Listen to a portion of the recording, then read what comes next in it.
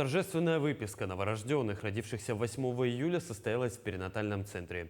Больница организовала ежегодную церемонию в честь Дня семьи, любви и верности. Подробнее в материале Александры Котельниковой.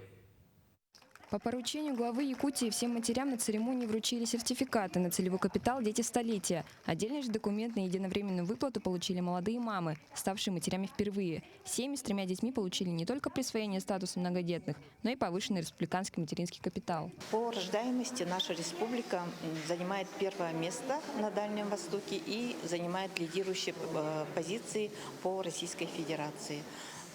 Это результат того, что правительство России, нашей республики, принимает очень много мер социальной поддержки семьям с детьми. И со стороны здравоохранения хочу сказать, что у нас созданы все условия для благоприятного деторождения.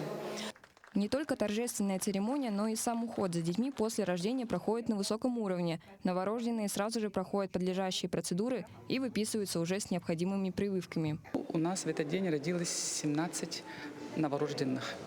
Из них 9 мальчиков и 8 девочек. Детишки у нас находятся в нашем отделении 4 суток. За эти 4 дня они у нас проходят обследование, получают прививки. Это у нас вакцинация против гепатита Б, получают прививку от туберкулеза БЦЖ и еще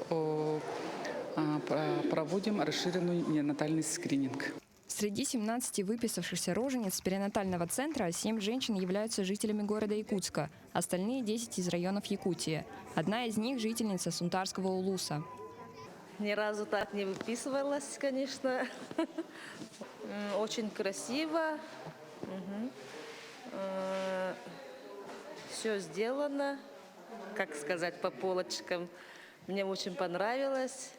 И медперсоналу тоже. Всем хочу благодарить. Большое спасибо за хорошие подарки и вот такое выписку.